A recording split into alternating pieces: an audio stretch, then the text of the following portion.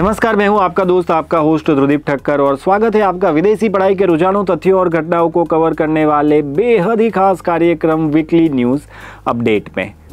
Ontario में किराएदार gig workers और डिसेबिलिटीज़ वाले लोगों के लिए नए कानून लाए गए हैं। ओंटारियो सरकार ने जुलाई 2025 से इस नए कानून को लागू किया है, जिसका मकसद है टेनेंट को अनफेयर इविक्शन से बचाना, गीग वर्कर्स को अधिकतम बेनिफिट देना और जो डिसेबिलिटी वाले लोग हैं, लो इनकम के वर्ग के लोग हैं, उनको कैनेडियन डिसेबिलिटी बेनिफिट के जरिए वित्तीय सहाय प्रदान करना है। अगर आप कनाडा में इनमें से किसी भी कैटेगरी में आते हो या आने वाले वक्त में आने वाले हो, तो ये बेनिफिट्स आपको बहुत ही फ़ायदेमंद हो सकते हैं। अगर आप इंटरनेशनल स्टूडेंट के तौर पे कनाडा में पढ़ाई कर रहे हो तो आपको जीएसटी और एचएसटी क्रेडिट मिल जाता है। कैनेडियन सरकार ने 4 जुलाई को ये बढ़ा हुआ जीएसटी और एचएसटी क्रेडिट भेजना शुरू कर दिया है।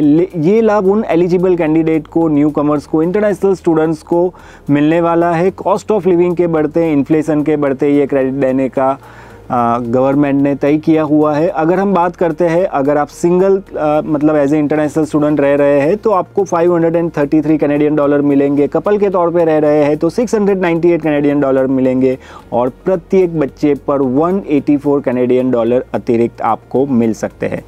इसके लिए आपको कोई भी एप्लीकेशन करने की आवश्यकता नहीं है, बस आपने इनकम टैक्स रिटर्न फाइल किया होना चाहिए। ज़्यादा जानकारी चाहिए तो आप हमें नीचे दिए गए नंबर पे संपर्क कर सकते हैं। अब बात कर लेते हैं एक्सप्रेस एंट्री की। 2025 जून की अगर हम बात करते हैं तो कनाडा में एक्सप्रेस एंट्री सिस्टम के जरिए टोटल 7405 परमानेंट रेसिडेंट्स को इन्विटेशन जारी किए गए हैं, जो कि अप्रैल और मई दोनों को मिलाकर काफ़ी ज़्यादा है। 6 ड्रॉ हुए हैं, जिनमें पीएनपी भी आ जाता है, कैनेडियन एक्सपीरियंस क्लास भी आ जाता है। हेल्थ केयर सेक्टर को टारगेट किया गया है। फिलहाल एक्सप्रेस एंट्री पूल में 2,56,000 से ज़्यादा प्रोफाइल है, यानी कि कंपटीशन बहुत हाई है। आने वाले वक्त में सीआरए स्कोर 500 से ऊपर ही रहने वाला है। तो अगर आपका स्कोर 500 से नीचे है तो पीआर की पॉसिबिलिटी बहुत ही कम हो सकती है। यहाँ पे आप फ्रेंच सीखकर आपका स्कोर बढ़ा सकते हैं। कनाडा ने जब एग्री फूड पायलट को बंद किया था तभी बहुत सारे एक्सपर्ट ने कहा था कि लेबर शॉर्टेज की बहुत बड़ी समस्या आ सकती है। हुआ भी कुछ ऐसा और इसी के चलते आईआरसीसी ने 2025-2026 में एग्रीकल्चर और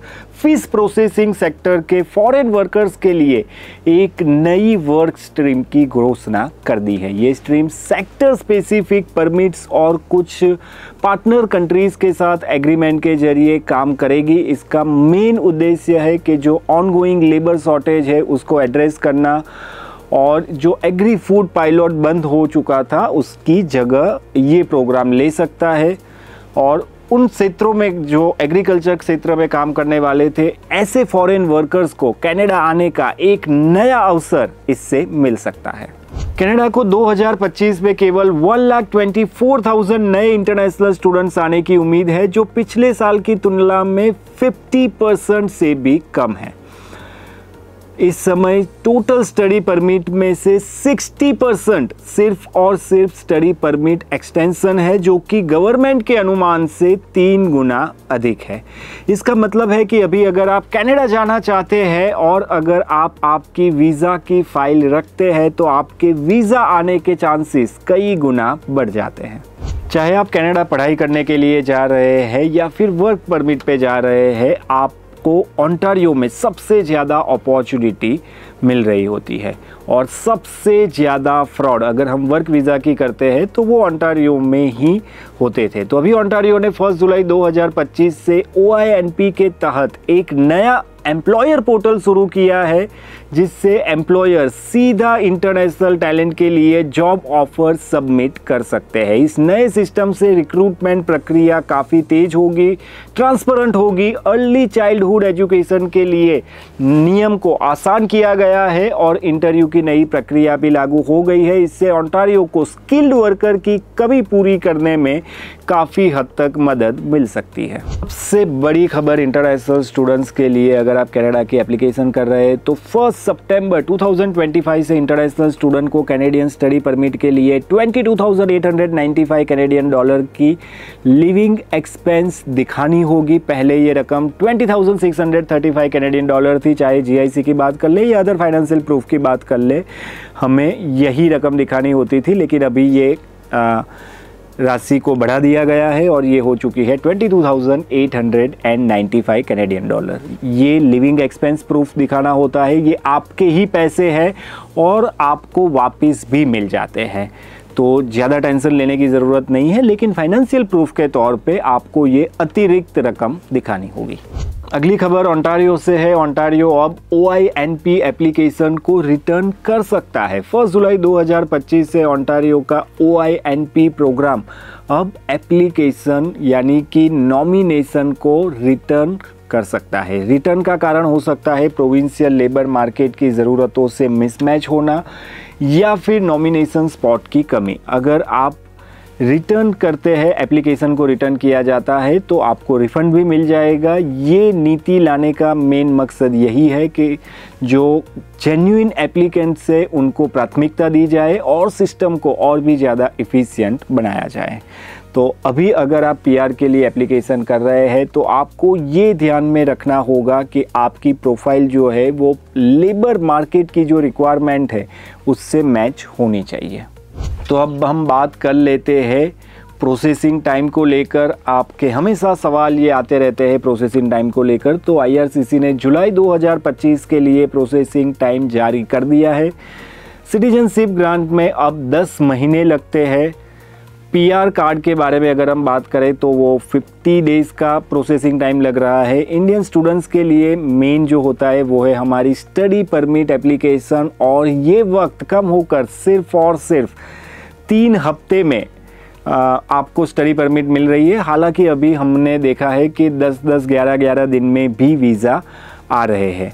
हालांकि अभी अगर हम क्यूबेक स्पॉन्सरशिप एप्लीकेंट्स की बात करें तो काफ़ी लंबा वक्त वो ले रहा है। अब ये जानकारी सिर्फ आपको प्लानिंग करने में मदद करेगी।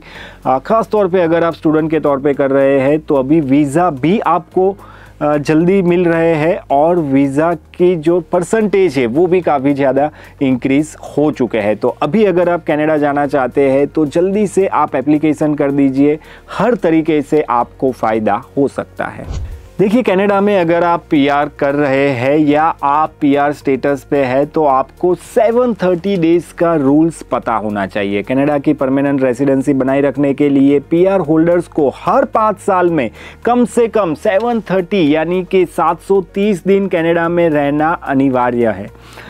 हालांकि आप किसी कैनेडियन सिटीजन स्पाउस के साथ बाहर है या कैनेडियन एम्प्लॉयर के लिए बाहर काम कर रहे हैं तो ये समय भी काउंट किया जाएगा। अगर कोई व्यक्ति ये रूल्स को पूरा नहीं करता है तो उसकी PR स्टेटस को रद्द भी किया जा सकता है। इसीलिए PR होल्डर्स को और ख़ास करके जो PR करने वाले हैं उन सबको ये 730 का रूल्स पता होना बहुत ज़्यादा ज़रूरी है। तो ये थी कनाडा की 10 अपडेट्स जो आपके लिए जानना बहुत ही ज़्यादा ज़रूरी था। बहुत बड़े बड़े बदलाव आए हैं, चाहे हम लिविंग एक्सपेंस की बात कर ले, चाहे हम ओंटारियो से जुड़े न्यूज़ की बात कर ले, और चाहे हम बेनिफिट्स की बात कर ले। तो ये 10 अपडेट्स अगर आप कनाडा जाने की प्रिपरेशन कर रहे हैं या फिर आप कनाडा में हैं तो आपके लिए बहुत ही ज़्यादा मायने रखते हैं।